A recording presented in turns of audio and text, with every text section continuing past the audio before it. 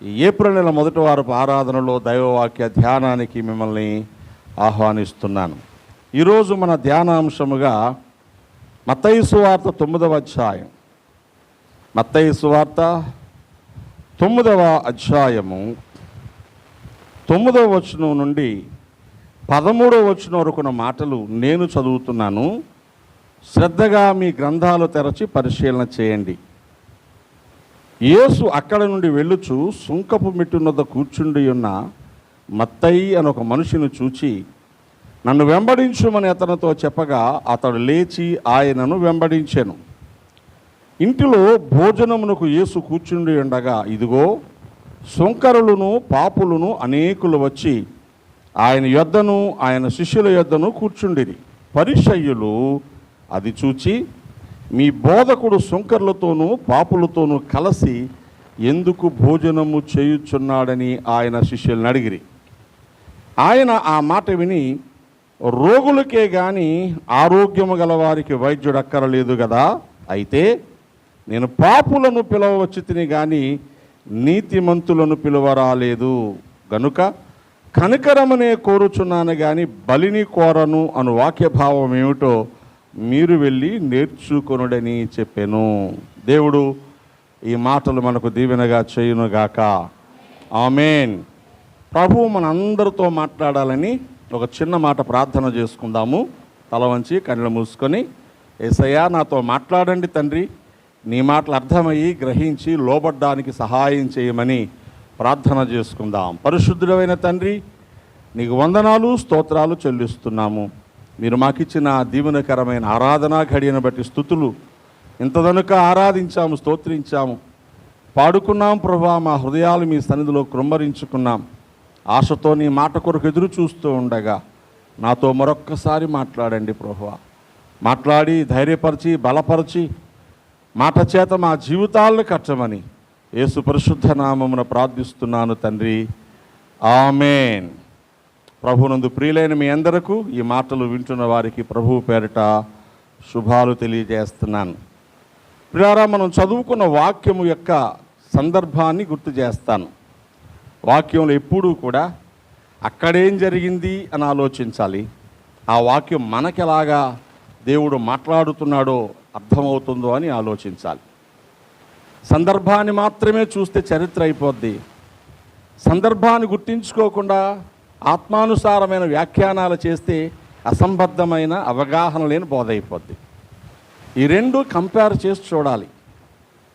ఇక్కడ యేసుక్రీస్తు ప్రభువారు ఓ రోజు పన్నులు వసూలు చేసేటువంటి వ్యక్తి, సుంకపు మెట్టు అంటే త్రోవలో కూర్చొని దారంటి పోయే వాళ్ళ చేత ఆ చట్టము నిర్ణయించిన, ప్రభుత్వం నిర్ణయించిన పన్నులు వసూలు చేసే విభాగం ఒకటి ఉండేది. సుంకమును వసూలు చేశారు కాబట్టి వాళ్ళు సుంకరులు అనేవారు. ఆ కాలంలో రోమా ప్రభుత్వం అధికారంలో ఉంది. రోమియులు యూదుల దగ్గర, వారు పరిపాలన చేస్తున్న ఇతర దేశస్తుల దగ్గర పన్ను వసూలు చేసేవారు. ఇతరుల కోసం వీరు పన్ను వసూలు చేస్తున్నారు కనుక ఈ పన్ను వసూలు చేసేవాళ్ళు యూదులైనా యూదులు కానివారైనా పన్నులు వసూలు చేసేవారంటే ప్రజలకు చాలా చులకన, తక్కువ భావం ఉండేది. వీడు మనల్ని పిండి పిప్పి చేసి డబ్బులు తీసుకుంటున్నాడని వాళ్ళని చిన్న చూపు చూసేవారు. సుంకము వసూలు చేస్తారు కాబట్టి వాళ్ళకి ఏం పేరు పెట్టారు? సుంకరులు. ఆ సుంకపు మెట్టు దగ్గర మత్తయి అనేటువంటి మనుషుడు కూర్చున్నాడు. అతడు సుంకము వసూలు చేయడానికి ఉద్యోగి. ప్రభువు ఆ త్రోవను వెళుతూ నువ్వు నన్ను వెంబడించు అని పిలిస్తే అతను ఉద్యోగం విడిచిపెట్టేసి ప్రభువు వెనకాల వచ్చేసాడు. ఆయనకు లేవి అనే పేరు కూడా ఉంది. ఆయనే ఈ మత్తయి సువార్త రాశాడు. తర్వాత ప్రభువుతో ఉన్న అనుభవాలన్నీ, సంగతులన్నీ ఈ మత్తయి సువార్తలో దైవాత్మ చేత ప్రేరేపించబడి రాశాడు. ఉద్యోగం వదిలేసి వచ్చాడు, గౌరవమైన పదమును వదిలేసి వచ్చాడు, ప్రభువుతో శిష్యునిగా ఉండిపోవడానికి వచ్చాడు. ప్రభు ఒక ఇంట్లోకి వెళ్ళి భోజనాన్ని కూర్చున్నప్పుడు ఈ సుంకరి వచ్చాడు. ఇక చాలామంది సుంకరులు వచ్చి కూర్చున్నారు. సమాజం చేత పాపులు అని పిలువబడే ఒక తెగ. ఎవరిని పాపులు అంటారు? దేవునికి దూరంగా నచ్చినట్టు బ్రతికే వాళ్ళని ఆ రోజు సమాజంలో పాపులు అనేసారు ఏకంగా. ఇప్పుడు ఎవరినైనా నువ్వు పాపి అన్నాడు చూద్దాం, సర్రమన కోపం వచ్చేది. వాళ్ళు ఎంత చెడ్డ పనులు చేసినా, ఎంత దుర్మార్గంగా బ్రతికినా పాపం అనడానికి లేదు. ఈరోజు దేవుని కళ్యాణం జరుగుతుంది, అది చూస్తే పాపాలు పోతాయని ప్రకటిస్తున్నారు. అంటే ఇలా పాపాలు ఉన్నాయనే కదా. పాపం లేదంటే అలా మనుషులందరూ పాపం చేస్తున్న వాళ్ళే. నేను వస్తూ ఉంటే అనౌన్స్మెంట్ వినబడుతుంది, స్వామివారి కళ్యాణాన్ని చూడండి మీ పాపాలన్నీ పోతాయని ప్రకటిస్తున్నాడు ఒకడు. దానికి గ్రంథాల్లో ఆధారమే లేదు, దాన్ని సపోర్ట్ చేసే గ్రంథాలు లేవు, సపోర్ట్ చేసే మాటలు లేవు గ్రంథాల్లో. నచ్చినట్టు చెప్పుకున్నారు. కానీ ఇక్కడ యేసు రక్తం పాపాలు తీసేస్తుందని చెప్పడానికి ఆధారం ఉంది. దేవునికి స్తోత్రం కలిగిన గాక. సరే, అలాంటి వాళ్ళందరూ వచ్చి కూర్చున్నారు. కూర్చుని భోజనాన్ని కూర్చోగానే భక్తులుగా ఉండేవాళ్ళు, భక్తిపరులుగా ఉండే తెగ ఒకటి ఉందని చెప్పాను కదా, వాళ్ళు పరిసయ్యులు అని పిలుస్తారు. యూద మతానికి చెందిన వాళ్ళే. క్రమముగా ఆరాధనలు చేస్తారు, బలులు అర్పిస్తారు, దేవునికి కానుకలు ఇస్తారు, ఎన్నో భక్తి కార్యక్రమాలు చేస్తారు. వాళ్ళు చాలా శుచి శుభ్రాలతో ఉంటారు. మన భాషలో చెప్తే అంటూ అంటారు చూసారా, మడి కట్టుకొని బ్రతికిన బ్రాహ్మణ వ్యవస్థలాగా వాళ్ళు ఉండేవారు. వాళ్ళు యేసుక్రీస్తు ప్రభువారిని బోధకుడని, ప్రవక్తని మనుషులందరూ పిలవడం చూసి, మరి అంత బోధకుడు అంత ప్రవక్త మాలాగే ఉండాలి కదా, ఇతడేంటి సుంకర్లతోనూ పాపులతోనూ కూర్చుంటున్నాడు, వాళ్ళతో భోజనం చేస్తున్నాడని సనుక్కోవడం మొదలుపెట్టారు. అంతేకాదు శిష్యులు అడుగుతున్నారు, మీ బోధకుడు సుంకర్లతోనూ పాపులతోనూ కలిసి ఎందుకు భోజనము చేయుచున్నాడు అని అడిగారు. ఆ మాటకు ప్రభు ఏమన్నా సమాధానం చెప్పారు తెలుసా?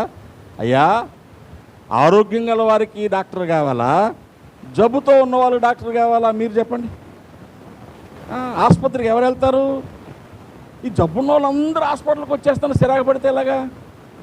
ఆసుపత్రి కట్టిందే జబ్బుతో ఉన్న వాళ్ళకి. ఆసుపత్రికి ఎప్పుడైనా వెళ్తే అమ్మ బాబోయ్ ఎన్ని జబ్బులు ఉన్న వాళ్ళు ఉన్నారు. మరి జబ్బులు ఉన్న వాళ్ళు ఆసుపత్రిలో ఉండకపోతే ఎక్కడ ఉంటారు? ప్రభు చెప్పారు, నాయనా ఆరోగ్యవంతులకు వైద్యుడు అక్కర్లేదయ్యా, రోగులకే వైద్యుడు కావాలి అని చెప్పి నేను పాపులను పిలవడానికి వచ్చాను కానీ నీతిమంతులు అంటే ఎవడైనా నేను నీతిమంతుని అనుకుంటే వాడికి దేవుడు అక్కర్లా. నేను పాపిని అన్నవాడికి దేవుడు కావాలి. ఇంకో మాట చెప్తే ఆకలితో ఉన్నవాడికి అన్నం పెట్టాలి తప్ప కలిపి పక్కన పెట్టేసేవాడికి అన్నం పెట్టకూడదు అని ప్రభువారు వారితో చెప్పి, వీళ్ళందరూ చెడ్డోళ్ళు అనుకుంటున్నారు కదా మీరు, వాళ్ళ కోసం వచ్చానయ్యా నేను. వీళ్ళందరూ రోగముతో ఉన్నారని ఒకవేళ మీరు అనుకుంటే వాళ్ళ కోసం వచ్చానయ్యా నేను. మీరు నీతిమంతులు, మీకు నేను అక్కర్లేదు, పాపంతో ఉన్నవారికి కావాలయ్యా. అయితే మీకు మాట చెప్తాను, జాగ్రత్తగా వినండి. నేను కనికరమును కోరుతున్నాను కానీ బలిని కోరలేదనే మాటలు మీకు అర్థం తెలుసా? మీరు గ్రంథాలు చదువుతారు కదా, మీరు బోధ చేస్తారు కదా, ప్రజలకు త్రోవ చూపిస్తారు కదా, సమాజానికి నీతి నేర్పిస్తారు కదా, ఈ వాక్యానికి అర్థం తెలుసా? ఏది? నేను కనికరమునే కోరుచున్నాను కానీ బలిని కోరను అనే మాటకు అర్థం తెలుసా అని హోషేయ గ్రంథములో దేవుడు వారికి రాయించిచ్చినటువంటి మాటను గుర్తు చేశాడు. 6వ వచనంలో ఉంది ఇది. నేను కనికరమునే కోరుచున్నాను కానీ బలిని కోరను అనే అర్థం మీకు తెలుసా? వాక్యాలతో చెప్తున్నారు, బోధిస్తున్నారు. దేవునికి స్తోత్రం చెప్పండి. హల్లెలూయా, హల్లెలూయా. ఇక్కడ ప్రభు ఆ రోజు పరిసయ్యులతో ఇలా మాట్లాడాడు. అందుకే ప్రభువును వాళ్ళు తీవ్రవాది అన్నారు, మతాన్ని పాడు చేస్తున్నాడు అన్నారు. ఈ సమయంలో అక్కడ జరిగిన సంగతి చెప్పాను. అది మనకెందుకండి అంటే ఇక్కడ ఏం జరగాలో చెప్తాను. దేవుని స్తోత్రం కలిగినగాక. ప్రభు నాతో నీతో కూడా మాట్లాడుతున్నాడు. ఈరోజు సంఘాలలో, ఈరోజు సేవ చేసేవారిలో చాలామంది ఆ పరిసయ్యులులాగే ఉన్నారు. ఎలా ఉన్నారు అంటే వాళ్ళు చెడ్డవాళ్ళు కాదు సుమా, జాగ్రత్త గమనించండి. పరిసయ్యుల కోసం ప్రభువు చెప్పిన కొన్ని మంచి మాటలు ముందు చెప్తాను. మత్తయి సువార్త 5వ అధ్యాయం 20వ వచనంలో శిష్యులతో మాట్లాడుతూ పరిసయ్యుల కోసం ప్రభువు మాట చెప్పారు. చూడండి, శాస్త్రుల నీతి కంటే పరిసయ్యుల నీతి కంటే మీ నీతి అధికము కాని ఎడల మీరు పరలోక రాజ్యంలో ప్రవేశింపలేరని. ఏమర్థమైంది మీకు? శిష్యులతో ఏమన్నారు? నా శిష్యులు కాబట్టి, నాతో ఉన్నారు కాబట్టి మీరు గొప్పవారు అనుకోకండి. మీ నీతి శాస్త్రుల నీతి కంటే పరిసయ్యుల నీతి కంటే అధికము కావాలి. అంటే శాస్త్రులు అంటే శాస్త్రం ఎరిగిన వారు, శాస్త్రం బోధించేవారు. పరిసయ్యులు అంటే సమాజంలో ఉన్నతమైన భక్తిని కలిగి బ్రతికేవారు. వాళ్ళకో నీతి ఉంది, వాళ్ళ నీతి కంటే మీ నీతి ఎక్కువ కావాలి. దేవునికి స్తోత్రం. వాళ్ళకేమి నీతి ఉంది? ఓ 4-5 మాటలు చెప్తాను. మత్తయి సువార్త 23వ అధ్యాయంలో ఈ పరిసయ్యులు, శాస్త్రులు అనేవాళ్ళు ఎటువంటి నీతిగా భక్తిగా బ్రతుకుతారో రాయబడిన కొన్ని మాటలు ఉన్నాయి, మనం చూద్దాము. 15వ వచనం మొదలు చదవండి. మత్తయి సువార్త 23వ అధ్యాయం 15వ వచనం. అయ్యో వేషధారులైన శాస్త్రులారా, పరిసయ్యులారా, ఒకని మీ మతములో కలుపుకొనుటకు మీరు సముద్రమును భూమిని చుట్టి వచ్చేదరు. చాలు చాలు చాలు. ఏమర్థమైంది మీకు? ఒకరిని వాళ్ళ సంఘములో చేర్చుకోవడానికి ఎలా అనుకుందాం, ఒకరిని వాళ్ళ సంఘములో చేర్చుకోవడానికి భూమి సముద్రాన్ని కూడా చుట్టి వస్తారంటే ఎంత దూరమైనా తిరుగుతారని అర్థం. దేవునికి స్తోత్రం. ఇప్పుడు చెప్పండి, ఎవడైనా ఒకడు కొత్తగా మన సంఘంలో రావడానికి మనం ఏం చేస్తున్నాం?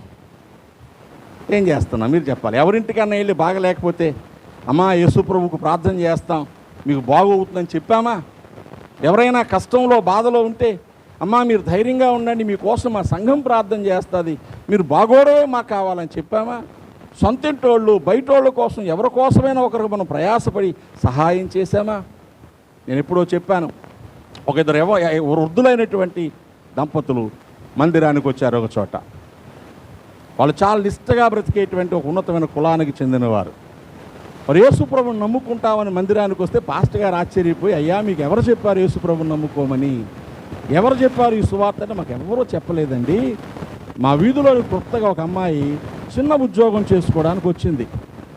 అమ్మాయి మేము ఒంటరిగా ఉండడం చూసి మమ్మల్ని పరిచయం చేసుకొని రోజు మాకు పాలు పట్టుకొస్తూ ఉంటుంది, ప్యాకెట్లు పట్టుకొస్తుంది. మీరు వెళ్ళొద్దు షాప్ దగ్గర, నేను తెస్తానంటుంది. కూరలు కావాల్సి వస్తే తానే త్వరగా ఇంటికి వచ్చి కొనుక్కొని పట్టుకొస్తూ ఉంటుంది. నా భార్య గబుక్కుని లేవలేక ఇంట్లో పాత్రలు అవి కడగకుండా వదిలేస్తే, అమ్మమ్మ నేను కడిగేస్తానని చెప్పి ఆ పాత్రలు కడుగుతూ ఉంటుంది, ఇల్లు శుభ్రం చేస్తూ ఉంటుంది. నీకెందుకమ్మా ఇంత శ్రమ అని మేమేమన్నా ఇవ్వబోతే ఏమీ తీసుకోదు. ఆమె ఏం చెప్పిందో తెలుసా? నా తల్లిదండ్రులు లాంటి మీకు సేవ చేస్తే నా ప్రభువుకు సేవ చేసినట్టే అని చెప్పింది. ఎవరు చెప్పారమ్మా అంటే, నేను మందిరానికి వెళ్ళే చోట దేవుని సేవను చేసేవారు, అనగా దేవుని కోసం బ్రతికేవారు ఎలా ఉండాలి నాకు అర్థమైంది. అందుకే నాకు చేతనైన చిన్న సహాయం నా తల్లిదండ్రులు లాంటి వారిని మీకు చేస్తున్నానని చెప్పింది. ఇంత మంచి బోధ చేయబడేటువంటి ఆ సంఘం, ఇంత మంచి బోధ ఆకలింపు చేసుకున్న ఆ బిడ్డ ఆరాధన చేస్తున్న దేవుడు ఎంత గొప్పవాడో మాకు అర్థమై మేము మందిరానికి వచ్చాము అన్నారు. దేవుని స్తోత్రం కలిగిన కాక. చెప్పండి ఒకసారి, మనం ఎవరినైనా ఎప్పుడైనా కుటుంబంలో కానీ బంధువుల్లో కానీ ప్రభువులోనికి రావడానికి ఏమైనా ప్రయాసపడ్డామా? మరి పరిచయాలు ఏం చేస్తారంట? ఒకరి మతంలో కలుపుకోవడానికి ఎక్కడికి వెళ్ళిపోతారు? సముద్రం చివరికి వెళ్ళిపోతారు, అవసరమైతే భూమి చివరికి వెళ్ళిపోతారు.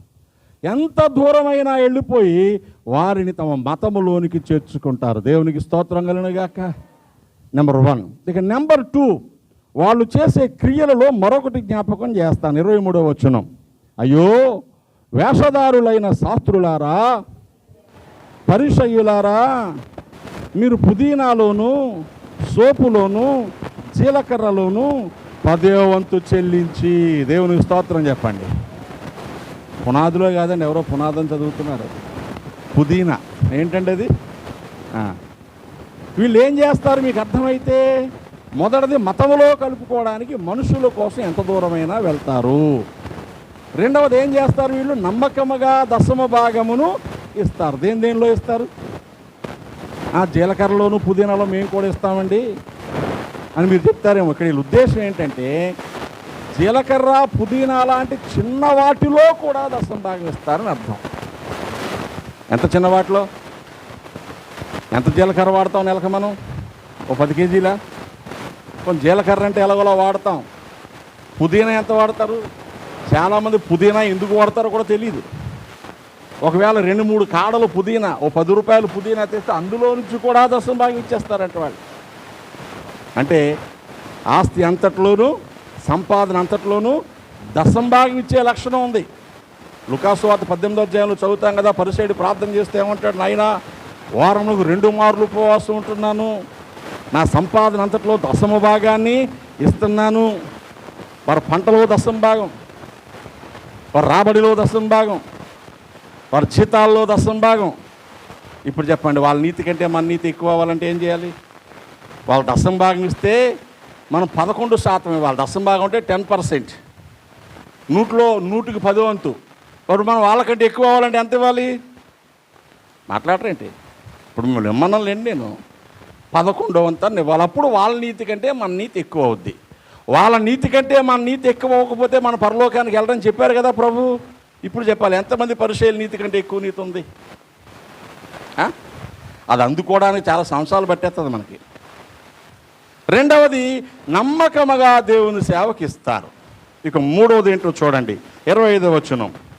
అయ్యో వేషధారులైన శాస్త్రులారా, పరిసయ్యులారా, మీరు గిన్నెయు పల్లెమును వెలుపుట శుద్ధి చేయుదురు. జాగ్రత్త వినండి. వాళ్ళు చాలా నీట్గా ఉంటారండి. ఎలా ఉంటారు?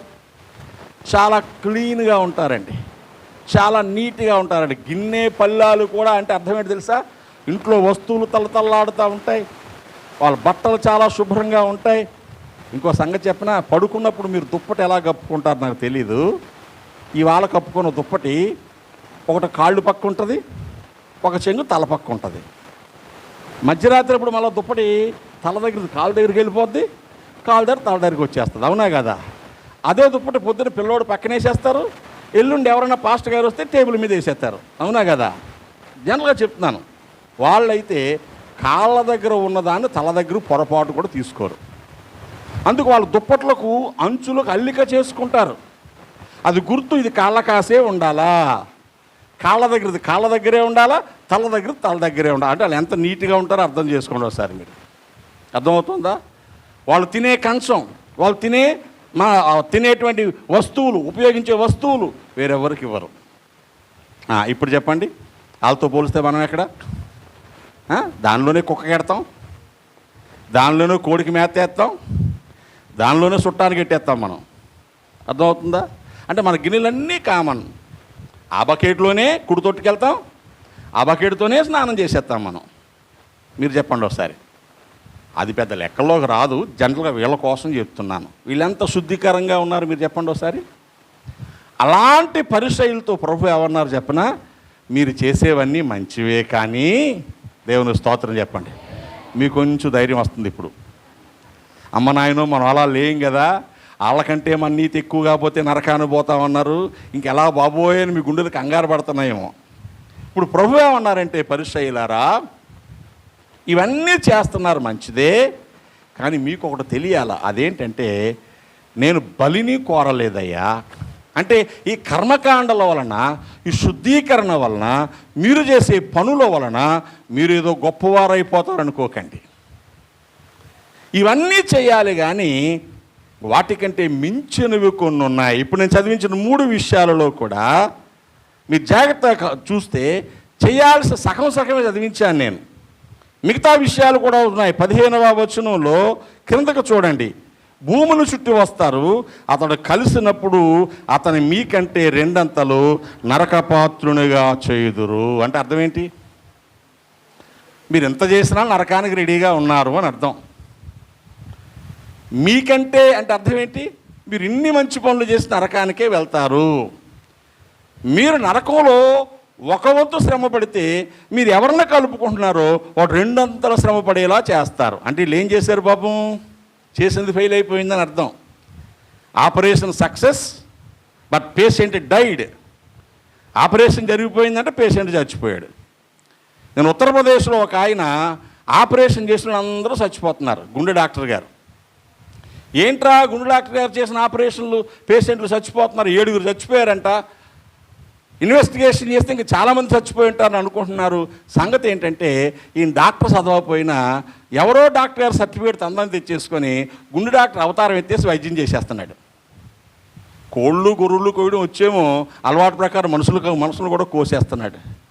ఏదో కొంత ప్రాక్టీస్ ఉంది పాపం, కానీ చచ్చిపోయి. ఈరోజు చాలామంది లోకంలో డాక్టర్లకు నిజంగా వైద్యము తెలియదు. చదువుకొని సర్టిఫికేట్లు తెచ్చుకున్న వాళ్ళు కొంతమంది, కొనేసుకున్న వాళ్ళు కొంతమంది, వాళ్ళు చేసే వైద్యాలతో మనుషులు పాడైపోతున్నారు.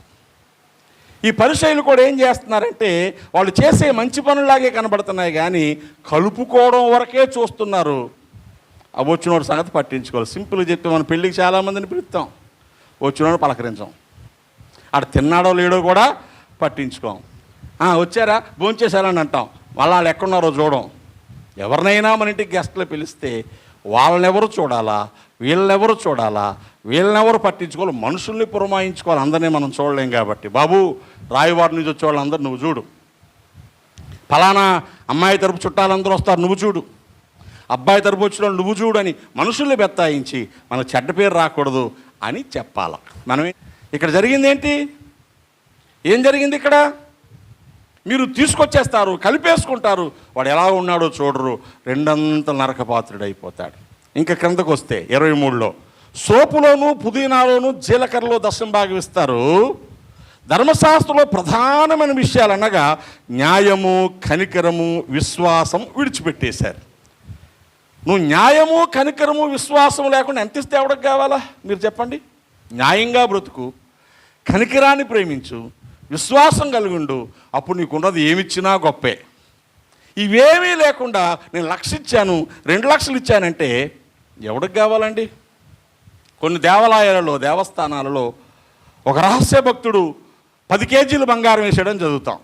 ఉండీలు ఎంత వేశారంట? 10 కేజీలు బంగారం, 2 కేజీలు బంగారం, 5 కోట్ల రూపాయలు, 10 కోట్ల రూపాయలు. ఎక్కడి ఇవన్నీ? అక్రమంగా సంపాదించినవి ఇన్కమ్ ట్యాక్స్ వాళ్ళు పట్టేసుకుంటారేమో అని భయపడి చాటుగా పట్టుకెళ్ళి ఉండీలు వేసేస్తూ ఉంటారు. అది మంచిదేనంటారా? ఏమండి? భక్తి కలుగు కూడు పట్టెడైనను చాలు. నిజముగా న్యాయంగా సంపాదించి, నువ్వు సంపాదించిన 5,000లోనే 10,000లోనే ఒక 500 రూపాయలు నమ్మకంగా ఇస్తే ఇది 5 లక్షల కంటే గొప్పది. దేవుని స్తోత్రం కలుగునుగాక. హల్లెలూయా. అక్రమంగా జనాల మీద చేయబెట్టే సంపాదించేసి అక్రమంగా 5 లక్షలు వచ్చేసింది, 1,00,000 దేవుడికి ఇచ్చేద్దాం అనుకుంటే అది రూపాయితో కూడా పనికిరాదు. న్యాయము లేదు, కనికరము లేదు, నీతి లేదు, ఇచ్చేస్తున్నావు. ఎవరికి కావాలా? ఎవరికి కావాలండి? నాకు తెలిసిన కుటుంబం ఉంది, ఏ కార్యక్రమం వచ్చినా సేవలో వాళ్ళే ముందుంటారు, డబ్బులు ఇచ్చేస్తూ ఉంటారు. వారంలో 2 సార్లైనా మొగుడు పిల్లలు కొట్టేసుకుంటారు. ఆయన 24 గంటలు తాగుతానే ఉంటాడు. నువ్వు దేవునికి ఇచ్చేం లాభం? ఇంకా నువ్వు దేవునికి ఇవ్వడం ఉపయోగం ఏంటి? ఆయన చెప్పిన ప్రేమ కానీ సమాధానం కానీ నీ ఇంట్లో లేదు. ఎవరికి కావాలా? దేవుని పని జరుగుతుంది నీ డబ్బుల వల్ల. నువ్వు ఇస్తే నీకు దీవెన రావాలా, నువ్వు ఇస్తే నువ్వు దీవించబడాలా. ఇచ్చి కూడా శాపం పొందే బ్యాచ్ ఇది. అయ్యో పరిసయ్యులారా, అయ్యో అని ఎందుకన్నారండి? అయ్యో పరిసయ్యులారా, శాస్త్రులారా, పుదీనా ఇస్తారు, జీలకర్ర ఇస్తారు, సోపు ఇస్తారు, న్యాయము, నీతి, విశ్వాసం వదిలేశారేమయ్యా. ఇక గిన్నెలు చెంబులు కడిగేస్తారు 25వ వచనంలో. ఇల్లు శుభ్రంగా ఉంచుకుంటారు, గుడ్డలు శుభ్రంగా ఉంచుకుంటారు, గిన్నెలు శుభ్రంగా ఉంచుకుంటారు, మరి లోపల కడుక్కోరేమయ్యా? మీ లోపల అజితేంద్రియత్వము, కల్మషము. అజితేంద్రత్వం అంటే ఏంటో చెప్పనా? ఇంద్రియములను జయించలేని స్థితి అని అర్థం. ఇంద్రజిత్ అంటే ఇంద్రియాలను గెలిచిన వాడు అని. ఇంద్రియాలంటే అర్థం ఏంటో తెలిసిన? ఎమోషన్స్, భావోద్రేకాలు. కోపం వస్తే పెళ్ళమని మీద పడిపోతావు, కంట్రోల్ చేసుకోలేవా? నచ్చబోతే వాళ్ళ మొహం మీదే అంటావు, అసహించుకొని కంట్రోల్ చేసుకోలేవా? ద్వేషాన్ని, కోపాన్ని, కిట్టనతనాన్ని, అసూయని కంట్రోల్ చేసుకోవడం రాని నీకు గిన్నెలు శుభ్రం కడిగితే ఏం లాభం? ఏమండి? అప్పుడు దాకా కలిసి తినే కుక్కలు చూసారా మీరు? అప్పుడు దాకా కలిసి తింటాయి, కోపం వస్తుంది అనుకుని ఏం చేస్తాయి? 2 దెబ్బలాడుకుని విస్తరాకు చింపేస్తాయి, పెట్టిన అన్నం మొత్తం కింద వేసేస్తూ ఉంటాయి.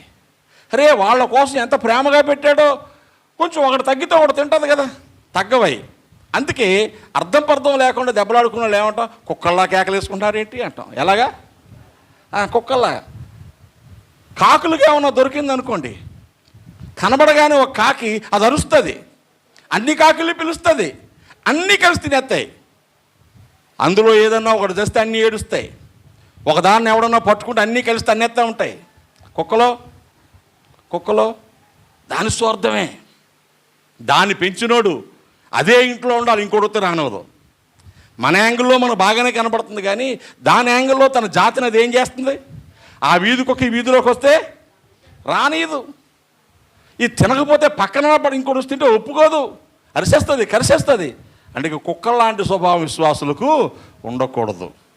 లోపలంతా అజితేంద్రియతత్వము, శుద్ధి లేనితనం ఉంది. చూపు మారలేదు, వినే సంగతులు మారలేదు, తినే సంగతులు మారలేదు, మాట్లాడే సంగతులు మారలేదు. ఇప్పుడు ప్రభు ఏమంటున్నారు? రే పరిసయ్యులారా, మీరు బలి బలి బలి అంటారేంటి? అది చేస్తే చాలు, ఇది చేస్తే చాలు, ఇది ఇస్తే చాలు, అది వస్తే చాలు అనుకుంటున్నారేంటి? నేను కనికరాన్ని కోరుకుంటున్నానయ్యా. దేవునికి స్తోత్రం. బయట శుభ్రంగా ఉండండి, కానీ లోపల కూడా శుభ్రంగా ఉండండి. దేవునికి స్తోత్రం. బయటవన్నీ ఇవ్వండి, కానీ లోపల కూడా దేవునికి చోటు ఇవ్వండి. లోపల కూడా మనుషులకు చోటు ఇవ్వండి. మనుషులను ప్రేమించడం నేర్చుకోండి. కులము మతం ఆ కష్టాన్ని చూసి కాస్త కనికరము చూపించి, నేను మొన్న రాత్రి చెప్పాను, జాలి చూపించండి, కరుణ చూపించండి. దేవునికి స్తోత్రం కలిగినగా. రెండు ఒకటా కదా? శుక్రవారం రాత్రి వచ్చిన వాళ్ళు చెప్పాలా? జాలి మనసులో ఉండే ఫీలింగ్ అయితే, కరుణ చేతులు చేసే పనులు. దేవునికి స్తోత్రం. అయ్యో పాప అనాపోయినా పర్లా, ఆకలితో ఉన్నవాడిని చూసి ఎంత చిక్కుపోయాడో, పొట్టెంత లోపల పోయిందో అనక్కర్లా. ఏం చేయాలా? Love in action. ఒక్క మాట కూడా మాట్లాడకుండా ఒక రొట్టె ముక్క, ఒక యాపిలో ఇంత అన్నం పెట్టాడు, ఒళ్ళో పెట్టేయి, అయిపోయింది అక్కడితో. జాలి కంటే కరుణ మంచిది. దేవునికి స్తోత్రం. బతుకుండగా అన్నం పెట్టరండి, చచ్చిపోయాక ఆవిడకి ఇష్టమైన ఆయనకి ఇష్టమైన నేను పట్టుకెళ్ళొద్దా అక్కడికి అంటున్నారండి. అది వచ్చి చిక్కు. బతుకుండగా చిరుగుపోయిన ఆ టవలతోనే బ్రతుకుతాడు, చిరుగుపోయిన ఆ దుప్పటే ఉంటుంది, చచ్చిపోయాక పట్టుబట్టలు పెడతాడండి. దీని పేరు బలి. ఇదేంటి చెప్పండి? బలి. మరి కనికరం ఏది? అవతల వాళ్ళు ద్వేషించని, హింసించని, మనం అర్థం చేసుకోకపోని, మన మీద చెడ్డగానే మాట్లాడని, మనము చేయాల్సిన మంచి పని చేసుకుంటూ వెళ్ళాలి. దేవునికి స్తోత్రం. ప్రభు ఏం చెప్తున్నారు? ఎరే బాబు, మీరేమో ఆడు పాప అన్నారు, సుంకర అన్నారు, ఆడు ఆరోగ్యం లేడన్నారు, మరి ఆడు ఎప్పుడు బాగుపడతాడురా? సుంకర్లు అన్యాయాన్ని ఎప్పుడు మానేస్తారు? పాపులు పాపాన్ని ఎప్పుడు మానేస్తారు? జబ్బుతో ఉన్నవాడికి ఆరోగ్యం ఎప్పుడు వస్తుంది? మీరు తోసేసి నేను తోసేస్తే. అందుకే మీరు తోసేశారు, నేను చేరదీస్తున్నాను. దేవునికి స్తోత్రం కలిగిన గాక. ఆరోగ్యం గల వారికి వైద్యుడు అక్కర్లేదయ్యా. ఎవరికి కావాలా? రోగులకు కావాలా. నీతిమంతులకు అక్కర్లేదయ్యా, నేను పాపులకు కావాలా. మీరు బలి చేసుకుంటూ, కర్మకాండలు చేసుకుంటూ, ఇదిగో మంచి లైటింగ్ పెట్టాం మందిరానికి, ఇదిగో మందిరంలో మంచి ఆహారం పెట్టాం, అది చెప్పుకుంటున్నారయ్యా. నేను మందిరంలోకి వచ్చేవాళ్ళ బ్రతుకులు మారాలని చూస్తున్నాను. దేవుని స్తోత్రం కలిగిన గాక. ఏం చేయాలా? మందిరంలోకి వచ్చేవాళ్ళ బ్రతుకులు మారాలయ్యా. నేనేం కోరుకుంటున్నాను? కనికరాన్ని. మీరేం చేద్దాం అనుకుంటున్నారు? బలులు. ఈ మధ్యాహ్నం మనం ఆలోచించేద్దాం. వాళ్ళతో మాట్లాడిన ప్రభు మనతో కూడా మాట్లాడుతున్నారు. మనం ఏం చేయాలా? ఆదివారం గుడికి వచ్చేసామండి. వచ్చావు. ఎందుకు వచ్చావు? ఆదివారం మందిరానికి ఎందుకు వచ్చావు? పెద్ద ప్రశ్న. మీరందరూ ఒకసారి ఆలోచించుకోండి, ఎందుకు వచ్చారు మందిరానికి? ఆదివారం మందిరానికి వెళ్ళకపోతే, ఆదివారం గుడికి వెళ్తే దీవుని వచ్చేస్తుంది, వెళ్ళకపోతే పాస్ట్ గారు తిడతారు, వెళ్ళకపోతే వీళ్ళు గుడికి రాలేదని మళ్ళీ సంఘంలో ఈ పిల్లలందరూ తీసుకురానాయనని ప్రార్థన చేసేస్తారు. వెళ్ళి వదులుతా అయిపోతుంది అనుకొని వచ్చావా? మందిరానికి ఆదివారం ఆరాధించడానికి రావాలి. దేవునికి స్తోత్రం. ఎందుకు రావాలా? ఆరాధన ఎప్పుడు మొదలవుతుంది? ప్రారంభ ప్రార్థనతో మొదలై, పాటలు పాడినప్పుడు హృదయపూర్వకంగా పాడుకొని, స్తోత్రాలు చెప్పినప్పుడు స్తుతించుకొని, సాక్ష్యాలు చెప్పినప్పుడు సాక్ష్యం చెబితే, వాక్యుని కానుక సమర్పిస్తే ఆరాధన పూర్తవుతుంది. దేవునికి స్తోత్రం కలిగినగా. మరి నువ్వు వచ్చి ఇందులో దేనిలో పాలు పబ్బులు పొందావు? మందిరానికి ఎందుకు రావాలి? దేవునికి సేవ చేయడానికి రావాలి. ఏం రావాలండి? ఇక చిన్నోడు ముందు కూర్చున్నాడు, నేను వచ్చేసరికి మందిరంలో ఉన్నాడు, కుర్చీలన్నీ వేస్తున్నాడు. నేను వాడికి అంతా శుభ్రం చేశాం. అని చూస్తే ముచ్చటేసిపోయింది నాకు. వీడు సేవ చేస్తున్నాడు దేవునికి. బాలుడైన సమూయేలులాగా మందిరంలో సేవ చేస్తున్నాడు. మనం చక్కగా తెల్ల బట్టలు కట్టుకొని ప్రభు వల్లలోకి వచ్చేస్తున్నాం. ప్రభు వల్ల ఎవరు పాలు పంపులు పొందాలా? ప్రభువుతో నిజముగా బంధమును ఏర్పరచుకున్న వాళ్ళు పొందాలా. ప్రభు కష్టాన్ని, ప్రభు శ్రమను, ప్రభు కన్నీళ్లను పంచుకునే వాళ్ళకే తప్ప ప్రభు వాళ్ళు తీసేసుకుంటే బంధం రాదు. మీకు అర్థమవడం కోసం చెప్తున్నాను. ఆయనతో స్నేహం చేయడానికి, ఆయనతో సహవాసం చేయడానికి, ఏం చేసినా దేవుని కోసం శ్రద్ధాశక్తులతో చేయాలా. వట్టి గంజానమే పెట్టు, ప్రేమగా మర్యాదగా పెట్టు. ముందు కంచం వేసి బిర్యానీ వేసుకోండి, చికెన్ వేసుకోండి, మటన్ వేసుకోండి, కంచం అన్నీ పోసేస్తే తినేవాడికి అసహ్యం ఇది. నువ్వు పెడుతున్నావు కానీ వాడు తిండవు. నువ్వు పెడుతున్నావు కానీ వాడు తిండవు. వాడు తినడానికి వీలుగా పెట్టాలి. దేవుని సన్నిధిలో కూడా మనం దేవునికి ఇష్టలమగినట్లుగా. కనుక నువ్వు బలిని కోరుతున్నావా, కనికరాన్ని కోరుతున్నావు? ప్రభు ఏం కోరుకుంటున్నాడు చెప్పండి, గట్టి చెప్పండి. కనికరాన్ని కోరుకుంటున్నాడు. అంటే మనం ఆయనకి ఇష్టమైన దాన్ని చెయ్యాలి. కనికరమును ప్రేమించువారు ఏం చేస్తారో 2-3 మాటలు చెప్పి ముగిస్తాను నేను. కనికరమును ప్రేమించువారు యేసు క్రీస్తు ప్రభు యొక్క లక్షణాలను బ్రతుకులో అలవాటు చేసుకుంటారు. దేవుని స్తోత్రం కలిగిన కాక. హల్లెలూయా. నేను ఎక్కడో చదివాను, అది ఒక గురువు గారు శిష్యులతో వెళ్తున్నారు. త్రోవలో ఒక కుక్క చచ్చిపోయి వాసన కొట్టేస్తుంది. అక్కడ రాగానే మన ముక్కులు చాలా వేగంగా పనిచేస్తాయి కదా, ఇలా చూసి అబ్బా గురువు గారు వాసన వాసన వాసన, శిష్యులు అందరూ అంటున్నారు. ఎక్కడరా అని గురువుగారు చూసి, ఓహో కుక్క చచ్చిపోయిందా నాయన వాసన వస్తుంది. కానీ చూడండిరా, అది చచ్చిపోయి కుళ్ళోసన కొడుతున్నా కూడా దాని పళ్ళు ఎంత తెల్లగా ఉన్నాయో అన్నారంట. మీరు చెప్పండి, శిష్యులకి గురువుగారికి తేడా ఏంటి? శిష్యులు వాసన చూస్తున్నారు, అసహ్యాన్ని చూస్తున్నారు, కానీ గురువు గారు అంత చెడ్డతనంలో కూడా మంచిని చూస్తున్నాడు. దేవునికి స్తోత్రం కలిగిన గాక. గురువు అనగానే అర్థం చీకటిలో వెలుగును కలగజేసేవాడు అని.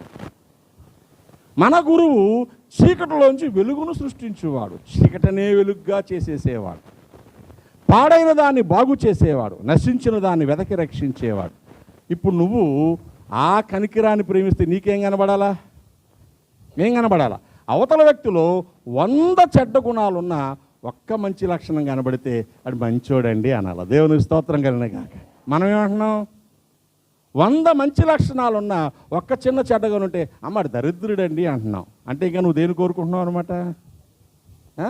ఎవరు దేన్ని ఇష్టపడతారో అదే వాళ్ళకి కనబడుతుంది. ఆ మాట మళ్ళీ మీరు చెప్తున్నాను, ఎవరు దేనిని ఇష్టపడతారో అదే వాళ్లకు కనబడుతుంది. అంటే అర్థం ఏంటి? నువ్వు మంచిని ప్రేమించావు అనుకో, అవతలలో మంచి కనబడుతుంది. నువ్వు ప్రేమ అంటే ఇష్టం అనుకో, అవతల వాళ్ళు ఇంత చిన్న ప్రేమ చూపించినా అది నీ హృదయంలో దాచుకుంటావు. నీకు తిండి అంటే ఇష్టం అనుకో, వాళ్ళు మంచి తిండి పెడితే నీకు నచ్చుతారు. అవునా? ఆ తిండి కాదు, నేను అప్పుడప్పుడు జనాలతో అంటూ ఉంటాను, నాకు మెనూ కాదు వెన్యూ ఇంపార్టెంట్ అని. నేను ఆఫ్టర్ ఆల్ మనిషిని నేనే. నాతో స్నేహం చేస్తున్న వాళ్ళు నా సంగతి అర్థం చేసుకోకపోతే కష్టం అనిపించిందే. మరి ప్రభువుతో మనం అలా పోల్చుకుందాం. ఇన్ని మేలులు పొంది, ఇన్ని ఉపకారాలు పొంది, ఇంత సహాయాన్ని పొంది, ఇంత కనికిరాన్ని పొంది, ఇన్ని దీవెనలు పొంది, ఆయనకి ఇష్టంగా ఉండకపోతే బలి బలి బని అనుకొని గుడికొచ్చేసాను, కానికిచ్చేసాను, ధాన్యం ఇచ్చేసాను, డబ్బులు ఇచ్చేసాను, తెల్లచీర కట్టేసాను, ప్రభువులు తీసేసాను. ఎవడికి కావాలి? ఎవడికి కావాలి? కనికరం ఏది? నీ బుద్ధి ఎక్కడ మారింది? పరమగీతం 1:3 రాయబడింది, నీ పేరు పోయబడిన పరిమళ తైలముతో సమానం. దేవునికి స్తోత్రం. ఎవరి పేరు పెట్టుకున్నాం? మనకి దేవుడు ఏమన్నాడు తెలుసా? ద్వితీయోపదేశ దినవృత్తాంతాలు 2వ గ్రంథం 7వ అధ్యాయం 14వ వచనంలో నా పేరు పెట్టబడిన నా జనులు అన్నారు. మనం దేవుని జనులు ఎప్పుడవుతాం? ఆయన పేరు పెట్టుకున్నప్పుడు. ఆయన పేరు అంటే అర్థం ఏంటి? గుళ్ళో ఉన్న పేర్లు పెట్టేసుకోవడం కాదు. ఆయన గుణము, పేరు అంటే ఆయన లక్షణం, పేరు అంటే ఆయన స్వభావం. ఆయన గుణాలు మనలో ఉన్నప్పుడు మనం ఆయన జనులం అవుతాం. దేవునికి స్తోత్రం. హల్లెలూయా. ఫిలిప్ అంటాడు, ప్రభువా మాకు తండ్రిని చూపించు, మాకు అంతే చాలంటే యేసు ఏమన్నాడు తెలుసా? ఫిలిప్పు, నేను ఇంతకాలం మీతో ఉన్నాను, నువ్వు నన్ను ఎరగవా? దేవునికి స్తోత్రం కలిగినగా. ఎంతకాలం ఉన్నాం? ఎంతకాలం ఉన్నాం? ఇంతకాలం 3.5 సంవత్సరాలు నీతో ఉన్నాను కదా, నేను నీకు తెలియలేదా? ఇప్పుడు చెప్పండి, పరిసయ్యులు ప్రభు ఏమన్నాడు? పరిసయ్యులారా మీరు నీతిగానే ఉన్నారయ్యా, మనుషులు సంపాదిస్తున్నారు, నమ్మకంగా దేవునికి ఇస్తున్నారు, చాలా శుభ్రంగా ఉంటున్నారు, కానీ చాలదయ్యా, మీరు ఇంకేం చేయాలా? కనికరమును ప్రేమించాలా, న్యాయమును జరిగించాలా, విశ్వాసముగా బ్రతకాలయ్యా. పరిసయ్యుడు సుంకరీ మందిరానికి వెళ్ళారు. సుంకరేమో గుండెలు బాదుకుని, దేవా పాపు నేను, నన్ను కరుణించని ఏడుస్తున్నాడు. పరిసయ్యుడు ఏం ప్రార్థన చేస్తున్నాడు? అయ్యా వారముకు 2 సార్లు ఉపవాసం ఉంటున్నాను, సంపాదనలో 10వ భాగం ఇస్తున్నాను, దొంగతనం చేయలేదు, వ్యభిచారం చేయలేదు. అక్కడ దాకా బాగానే ఉంది. ఇదిగో ఈ సుంకరులా కూడా ఉండలేదు అంటున్నాడు. ఎలాగా? మీకేమర్థమైంది? నువ్వు దొంగతనం చేయలేదు మంచిదే, వ్యభిచారం చేయలేదు మంచిదే, 10వ భాగం ఇస్తున్నావు మంచిదే, వారానికి 2 సార్లు ఉపవాసం ఉన్నావు మంచిదే, పక్కవాడిని ఎందుకు ద్వేషిస్తున్నావు? ఈ సుంకరులా ఉండనందుకు నీకు వందనాలా? అదేంటి? రక్షణ కుమారులా ఉండనందుకు నీకు స్తోత్రం ప్రభువా అని సత్య అందనుకోండి. ఏంటి దాని అర్థం ఏంటి? అంటే రక్షణ కుమారు ఏదో తేడా ఉందనే కదా. అర్థం కాలేదా? దేవునికి స్తోత్రం. అమృతలా ఉండనందుకు నీకు వందనాలు ఆయన నచ్చన అందనుకోండి. అంటే అమృత కొంచెం తేడాగా ఉందనే కదా, వాళ్ళకంటే బెటర్గా ఉంటేనే కదా వందనాలు చెప్తున్నావు. నువ్వు బెటర్గా ఉన్నావు, మంచిదే. పక్క వాళ్ళు ఎందుకు చిన్న చూపు చూస్తున్నావు? వాళ్ళ భక్తి ఏంటో, వాళ్ళ విశ్వాసం ఏంటో, వాళ్ళ నీతి ఏంటో నీకేమైనా తెలుసా? అంటే ఇక్కడ ఈ పరిసయ్యుల్లో పక్కవాడిని ప్రేమించే గుణము లేదు. మరి మనలో ఏముండాలా? అదే కనికరం. పొరుగువాడిని ప్రేమించు, సాటివాడిని ప్రేమించు, అవసరతున్న వాడిని సహాయం చేయి, దుఃఖపడేవాడికి ఆదరణ కలిగించు. దేవుని స్తోత్రం చెప్పండి.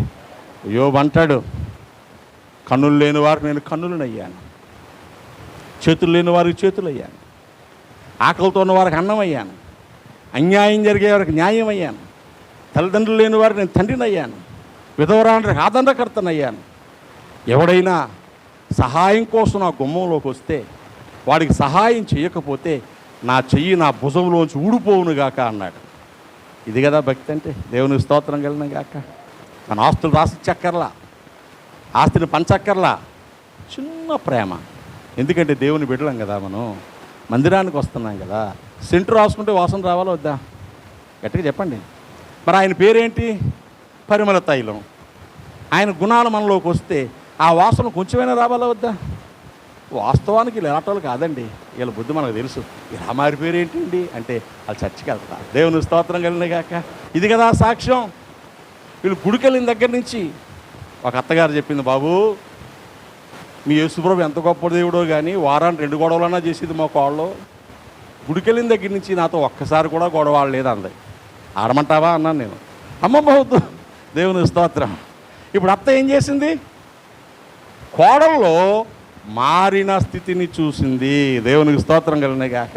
ఇప్పుడు ఈ కోళ్ళ భక్తి చేస్తున్నట్ట చేయనట్ట? వాళ్ళ పాస్టర్ గారు అడిగాను, ఏమయ్యా ఆ అమ్మాయి పలానా అమ్మాయి మీ చర్చిలో ఎలా ఉంటుందంటే, ఆడ పాటలు అవి రావండి ఆవిడకి. ఓకే. ప్రార్థన, అమ్మో ప్రార్థన అంటే చాలా భయం అండి. ఓకే. కానుక ఉన్నంతలో నమ్మకంగా ఇస్తుంది, దశంభావం ఎప్పుడు ఇవ్వదండి. ఓకే. కానీ ఏం చేసింది ఇప్పుడు? అత్తను మారుస్తుంది. దేవునికి స్తోత్రం కలిగిన గాక. ఎరగదీసి పాటలు పాడేసి, రాగాలతో పాటలు పాడేసి, కన్నీళ్ళతో ప్రార్థన చేసేసి, ఇంటికెళ్ళి అత్తతో గొడవాడిస్తే ఇది బలి. ఏది? కనికరము. అప్పుడు నీ ప్రార్థన అబద్ధం, నీ పాటల అబద్ధం, నువ్వు ఇచ్చే కానుక అబద్ధం. అర్థమవుతుందా? ఫలానా ఆయన ఇంత ఇచ్చాడని చెప్పండి, ఇంకొక ఆయన రెచ్చిపోయి ఇంకో 100 ఎక్కువిస్తాడు. అది బలి. అసలు పక్కవారితో పోల్చుకోకుండా ఇవ్వడం నేర్చుకోండి. అది చిన్నదైనా అది కనికరం. దేవుని స్తోత్రం కలిగిన గాక. మనకేం కావాలా?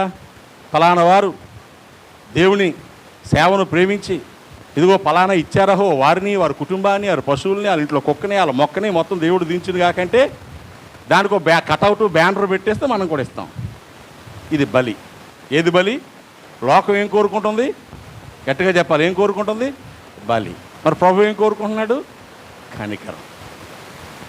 ప్రతిఫలాన్ని ఆశించకుండా భక్తి చేద్దాం. ప్రభు శరీరంలో రక్తంలో పాలు పంపులు పొందుతున్న మనకి ప్రభు గుణాలు అర్థం అవ్వాలి. అది నేను చెప్పేది. ఆయన ప్రేమ గలవాడు, ఆయన మంచోడు, ఆయన ఎవరిని ద్వేషించడు.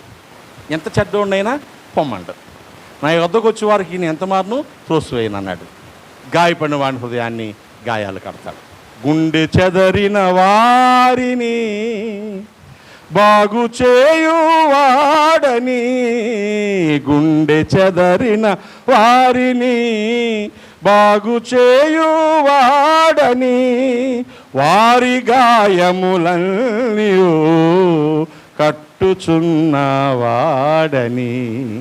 వారి గాయములన్నీ కట్టుచున్నవాడని, దేవునికి స్తోత్రము గానము చేయుటయే మంచిది. ఏది మంచిది? ఏమని చేయుట మంచిది? ఆయన గుండె చెదరని వారిని బాగు చేసే దేవుడు. మరి నేనేం చేయాలి? బాగా ఉన్న గుండెలు చెదరగొట్టేయాలి. అంతేనా? గుళ్ళోకి వచ్చి పాటలు పాడేయాలి. అది కాదే. నువ్వు కూడా గుండె చెదరి, ధైర్యము చెదరి, కృంగిపోయి, నిరాశతో, కన్నుల నిండా కన్నీళ్లతో ఉన్న వాళ్ళకి నీ వలన ముఖం మీద చిన్న చిరునవ్వు వస్తే అప్పుడు నువ్వు మాట్లాడే మాటా పాటే. దేవుని స్తోత్రం. నువ్వు గుళ్ళో ప్రభువా స్తోత్రం అని చెప్తే ఆయనకి ఇంపైన ధూపవేదికగా మారిపోద్ది, సువాసనగా మారిపోద్ది. This is the real Christianity. నిజమైన క్రైస్తవ్యం ఇదండి. సేవ చేయడానికి దేశానికి వచ్చిన సేవకులు ఇతర దేశాల నుంచి వచ్చి ఎన్ని చేశారో మీకేం తెలుసు? ఎన్ని చేశారు మీకేం తెలుసండి? చరిత్రలో ఉన్న ఇవన్నీ. ఆడపిల్ల పుడితే గంగానదిలో పాడేయమన్నారు ఒకప్పుడు మన దేశంలో. ఆడపిల్లల ఖండానికి లేదు, ఆడపిల్లల బ్రతకనిద్దామనే చట్టాలు చేశారు వాళ్ళు. దానికోసం పోరాడారు. ఆడవాళ్ళు చదువు లేదండి, ఆడవాళ్ళు చదువుకోవడానికి లేదు, వీధుల్లో రావడానికి లేదు. ఆడపిల్లలు కూడా చదువుకోవాలని పాఠశాలలు పెట్టారు, ప్రభుత్వాలతో పోరాడారు, వాళ్ళు శ్రమలు పడ్డారు. ఇలా చెప్తే కొంచెం కష్టంగా ఉంటుందేమో. పెళ్ళైన తర్వాత మొదటి 3 రాత్రులు పంతులతో ఉండాలి పెళ్ళైన అమ్మాయి, ఏ కులమైనా. ఇది చట్టం, ఇది తప్పు, ఇలాంటివి లేవు అని చెప్పి ఆ పంతుల వ్యవస్థతో మాట్లాడి గొడవలు చేసి చట్టాలు చేశారు. భర్త చచ్చిపోతే భార్యను తీసుకెళ్ళి భర్తతో పాటు స్థితిలో పెట్టి తగలబెట్టేసేవారు.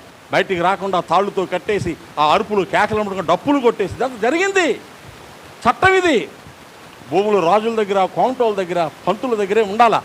మిగతా కులాలకు భూములు లేవు. వీళ్ళందరూ పనిచేసి కష్టపడి పండించి వాళ్ళకి ఇచ్చేయాల్సిందే, వాళ్ళు ఇచ్చింది తీసుకోవాల్సిందే. కాదు, అందరికీ భూములు ఉండాలి. చట్టం చేసిన దేవుని సేవకులు. ఎన్ని చరిత్ర అండి. ఈ బయటికి రానివారు. పిల్లరా, ఇంత గొప్ప గొప్ప కార్యాలు మనం చేయక్కర్లా, ఊరిని ఉద్ధరించక్కర్లా. అట్లీస్ట్ ఇంట్లో ఉన్న వాళ్ళ పట్ల, ఎవరి పట్ల? తోడబుట్టిన వాళ్ళ పట్ల, అన్నదమ్ముల పట్ల, అక్క చెల్లెల పట్ల, బిడ్డలతో. ఈరోజు చాలా మంది ఏం చెప్తారంటే, మా అబ్బాయి సెల్ ఫోనే పట్టుకొని ఉంటున్నాడండి. మరి ఏం చేస్తావు? ఆ సెల్ ఫోన్ జోలికి వెళ్ళకుండా ఆడుతూ ఉండు. నువ్వు వాడితో పని చేయించు, వాడితో కలిసి పని చేయి, నీ కూతురుతో కలిసి పని చేయి, వాళ్ళని పనులు ఎంగేజ్ చేయి, వాళ్ళతో మాట్లాడు. మనకి టైం లేదు, వాళ్ళతో మాట్లాడడం టైం ఎట్లా మనకి పడిపోతున్నారు. వాళ్ళు ఏం చేస్తారో తెలియదు, ఎలా బ్రతుకుతారో తెలియదు. కొంచెం కనికరం. నేను చూస్తున్నాను, చిన్నపిల్లలుగా పిల్లలు ఉన్నప్పుడు మీరు దేవుని దగ్గరికి వచ్చారు. ఈరోజు మీ పిల్లలు పెరిగి పెద్దవాళ్ళు అయ్యారు. మీరే గుళ్ళో ఉన్నారు, వాళ్ళు లోపల ఉన్నారు. తప్పెవరిది? నాదా? మీ ఊరు వచ్చినప్పుడు 3 చిన్నపిల్లలతో వచ్చాను. 5 బండి మీద వచ్చాం. 5 చిరిగిన చాప మీద పడుకున్నాం. 5 ఒక్క 2 ఇడ్లీలు 5 తిన్నాం. ఈ ఊర్లో ఉరుకు కొట్టే గదిలో ఎవరో పట్టించకపోతే ఆ పేతురు గారు ఆశ్రయిస్తే ఆ గబ్బు కంపులోనే పడుకున్నాం. నా పిల్లలు ఎందుకు పాడైపోలేదంటారు? నా పిల్లలు ఎందుకు లోకంలోకి వెళ్ళలేదంటారు? నా పిల్లలు ఎందుకు చిన్నప్పుడే మారు మనసు పొందారు? నా పిల్లలు ఎందుకు చదువులో ఫెయిల్ అవ్వలేదు? నా పిల్లలు ఎందుకు వచ్చిన ఉద్యోగాలు వదిలేసిన సేవకు వచ్చారంటే నేను నా పిల్లలతో గడిపాను. మీ అందరి పిల్లలతో నేను గడపలేను కదా. మీరు ఎలా మీ పిల్లలతో గడపడం నేర్పించాను. మీరు బలినే కోరుకున్నారు. కనికరానికి ఎక్కడైనా పర్వాలా, ఎక్కడైనా మీ పిల్లల కోసం ప్రార్థించి, ఎక్కడైనా మీ కుటుంబం కోసం ప్రార్థించి, ఎక్కడైనా మీ బిడ్డలతో సహవాసం చేస్తే, స్పెండ్ చేస్తే వాళ్ళు మారిపోతారండి. దేవుని స్తోత్రం కలిగిన గాక. ఇంత భయంకరమైన బలహీన పరిస్థితులు సంఘాల్లో, కుటుంబాల్లో ఉన్నాయి. ప్రభు బలలో పాలు పుప్పులు పొందే మనం పిల్లలతో కలిసి ప్రార్థించాలి, భార్యలతో కలిసి ప్రార్థించాలి, భర్తలతో కలిసి ప్రార్థించాలి. అందరం కలిసి మందిరానికి రావాలని చెప్పాలా. నాగల చవితి పుట్ట దగ్గర అందరినీ తీసుకెళ్లేదా? పైరమ్మ గుడికి అందరినీ తీసుకెళ్లేదా? రామాలయానికి అందరినీ తీసుకెళ్లేదా? మరే మందిరాన్ని పిల్లలు వదిలేసి వచ్చావు నువ్వు? అక్కడ మొదలైంది పతనం. నీ పిల్లల్ని మందిరానికి తీసుకురాకపోవడం వల్ల ఈరోజు లోకంలో తిరుగుతున్నారు, పాడవుతున్నారు. వాళ్ళ కోసం మనం ప్రార్థన చేసిన మారణంతా దారుణంగా మారిపోయాయి. చిన్నప్పుడు 2 చుక్కల కన్నీళ్ళు గారిస్తే పోయేదానికి ఇప్పుడు బకెట్లు గారుస్తున్నాం. ప్రయోజనం లేదు. తప్పు మందే. పశ్చాత్తాపడాలి, దిద్దుబాటు చేసుకోవాలి. 12, 13 సంవత్సరాలు వచ్చేసరికి దేవుడి కోసం అర్థమైపోవాలి. 18 ఏళ్ళు వచ్చేసరికి మారు మనసు పొంది బాప్తిసం పొందేయాలి వాళ్ళు. ఆ పెళ్ళయ్యాక చూద్దామండి. ఏడు చూద్దాం. పెళ్ళయ్యాక చక్కగా పాటలు నేర్చుకొని చక్కగా ప్రార్థించి పెళ్ళయి ఆడేవాడు అన్యుడు దగ్గరికి వెళ్తున్నా పిల్ల. అది ఎంతనే మొదలెడుతున్నాడు విగ్రహ ఆరాధన చేయమని. తాగుతున్నాడు, తందనాలు ఆడుతున్నాడు. ఇవాళ ఉదయం చిన్నపిల్లతో మాట్లాడిన బిడ్డతో మాట హృదయం బద్దలైపోయింది. ఏం మారలేదు డాడీ, 3 నెలల నుంచి అలాగే ఉన్నారు. నేనేం చేయగలను? ఆ బిడ్డ బ్రతుకు మార్చిన వల్ల అవుతుందా? తల్లిదండ్రులు ఎందుకు తొందరపడుతున్నారు? కొంచెం ఆగితే నీ బిడ్డకు మంచి బంధం రాదా? నాకు బలి కావాలా? ఏం కావాలా? బలి కావాలా? ఇప్పుడు ఆలోచన చేద్దాం. దేవునికి ఇష్టంగా బ్రతికితే. ఈరోజు పెళ్ళిళ్ళలో చూస్తున్నాను, ఎంత లేదని కూడా దరిద్రం పెళ్ళిళ్ళలోకి వచ్చి మెహిందీ ఫంక్షన్లు, హల్దీ ఫంక్షన్లు, డీజేలు, డ్యాన్సులు. ఈ దరిద్రం చావడా కీడు రావడానికి? చావడండి. క్రైస్తవ పెళ్ళిళ్ళలో జరగకుండా జరిగించి కొంచెం ముచ్చటైతే మనకు సినిమా పాటలు ఏంటి, అక్కడ డ్యాన్సులు ఏంటి? నాకు అర్థం కాలేదేంటో. అది తప్పు చేసామని ఒప్పుకునే ప్రభు దగ్గర పశ్చాత్తాపడకపోతే ఆ కాన్సిక్వెన్సెస్, దాని పర్యవసానాలు పోయాల్సి వస్తారు. కాబట్టి ఈ సమయంలో ప్రభు ఏం కోరుకుంటున్నారు? గట్టిగా చెప్పండి, ఏం కోరుకుంటున్నారు? కనికరం అంటే అయ్యో పాపం అనడం కాదండి. కనికరం అంటే ప్రభు గుణాలు బ్రతుకులో కలిగి ఉండాలి. అయానికి ఇష్టంగా బ్రతకడం నేర్పించాలి, అడగాలి, పశ్చాత్తాపడాలి, కన్నీరు కార్చాలి. అవకాశం వచ్చిన ప్రతి చోట, ప్రతి చిన్న సందర్భంలో దేవుని కోసం సాగిపోతే నువ్వు బాగుంటావు, నీ బిడ్డలు బాగుంటారు, నీ కుటుంబం బాగుంటుంది, నీ భవిష్యత్తు బాగుంటుంది, నీ ఆర్థిక స్థితిగతులు బాగుంటాయి. ఎప్పుడు ఎలా చెప్తారేంటి పాస్టర్ గారంటే, అసలు ముందు మారాల్సింది ఇదే. పునాది కట్టకుండా సేవ చేద్దాం. ఎప్పుడు పునాది తగ్గుతారేంటి? సేవ చేసిన ముందు అర్జెంట్గా వయసు ఏమైపోతుంది? పునాదులు పాడైపోగా నీతిమంతులు ఏం చేయగలరు? ఆశపడవా? ఈరోజు సంఘాల్లో ఇవే ఒక్కలా ఆరాధించేస్తున్నారు, ఆర్భాటాలు చేసేస్తున్నారు, ఊగిపోతున్నారు, భాషలు మాట్లాడేస్తున్నారు. బ్రతుకులో ఇంత పిసరు కూడా మార్పు లేని చోట, అహంకారం ఉన్న చోట, అసహ్యకరమైన అలవాట్లు ఉన్న చోట బ్రతుకులు పాడైపోతున్నాయి. కాబట్టి ప్రియులారా, ఆయన పాదాలు పట్టుకుందాం. ప్రభు దేని కోరుకుంటున్నారు? మీరు చెప్పండి. కనికరమును కోరుకుంటున్నారు. మనం ఏం చేద్దాం? కనికరము చేత నింపబడదాం. కనికరము తీర్పును మించి అతిశయపడతాను రాయబడింది. కనికరం దేని మించి దాటిపోద్ది? తీర్పును దాటిపోయి అతిశయపడతాడు. ఆయనకి ఇష్టంగా బ్రతుకుదాం. దయచేసి తల వంచి కళ్ళు మూసుకోనండి. పరిశైలతో ప్రభువు చెప్పిన మాట, ఈ భావం ఏంటో నేర్చుకోనండి. ఈ భావాన్ని నేర్చుకోవడానికి, ఈ తలంపులను పట్టుకోవడానికి మనం మన జీవితాలు అప్పగించుకుందాం. త్వరగా అందరూ ప్రార్థన చేయాలి. నెమ్మదిగా తలం చేస్తే ఆరాధన అయిపోతుంది, వెళ్ళిపోదాం అనుకుంటున్నారేమో. విన్నదాని మీ హృదయాల్లో ప్రభువుకి అప్పగించుకొని ప్రార్థన చేసుకోకపోతే దేవునికి అప్పగించుకోకపోతే, ఆయన నామాన్ని మహిమపరచుకోకపోతే మన బ్రతుకులో తప్పించుకోలేము. దేవా కనికరించమని అడుగుదాం. ప్రార్థన చేద్దాం. ఒక్క నిమిషం ఒక్క చేయన పైకెత్తి ప్రార్థన చేసుకోండి. ఒక్క చేయన పైకెత్తి ప్రార్థన చేసుకోండి. అయ్యా నువ్వు కనికరమును కోరుతున్నావు, మేము బలేపన పట్టుకొని సాగిపోతున్నావు. నాయనా కనికరించు, కనికరించు. నువ్వు బలిని కోరేవాడు కాదు, నువ్వు బలిని కోరితే నడిపించగలను. విరిగి నలిగిన మనసే నీకు ఇష్టమైన బలి అని భక్త దావీదు పాడుకున్నాడు. విరిగి నలిగిన హృదయాలు మాకు దయచేయమని అడుగుదాం. విరిగి నలిగిన హృదయాలు మాకు కావాలి, విరవబడిన మనసులు మాకు కావాలి. నువ్వు విరవబడిన రొట్టెవయ్యావు, మేము విరవబడాలి. నువ్వు చిటికిన ద్రాక్షలవయ్యావు, మేము నలిగిపోవాలి. నీ గుణాలు, నీ రూపురేఖలు మాలోనికి రావాలి. మేము దీవించబడ్డానికి కారణం అవ్వాలి. మనం ప్రార్థన చేసుకుందాం. ప్రభు పాదాలు పట్టుకుందాం. అయా కనికరించు, అయా కనికరించు, అయా మాకు సహాయము చేయి. మీ సన్నిధి మాకు తోడుగా ఉండని ఆయన పాదాలు పట్టుకుందాం. పరిశుద్ధ తండ్రి నీకు స్తుతులు చెల్లిస్తున్నాను. ప్రేమగల నీ పాదాల చెంత ఈరోజు మాతో మాట్లాడారు. మీరు మాట్లాడిన మాటలు మిమ్మల్ని దర్శించి మేలు చేస్తానని చెప్పి మమ్మల్ని పట్టుకొని ప్రేమగల నీ మాటల చేత ఆదరణ కలిగించిన నీ మాటలు బట్టి స్తోత్రాలు చెల్లిస్తున్నాను. ఈ మాటలు మాలో ఫలింపచేయండి. లోకానుసారమైన క్రియాపూర్వకమైన మనుషులు కనబడే బహిరంగమైన భక్తి మాత్రమే చేస్తూ అంతరంగాల్లో దయను సత్యాన్ని కోరుకోకుండా నీవు కోరిన కనికరాన్ని ప్రేమించకుండా బ్రతికే బ్రతుకులు మాకు వద్దు నాయనా. లోపల నుంచి సమూలమైన మార్పులు చేయండి, దయపాలించి ఈ మాటలు మాలో ఫలింపచేయండి. యేసు నామమున ప్రార్థిస్తున్నాను తండ్రి, ఆమేన్.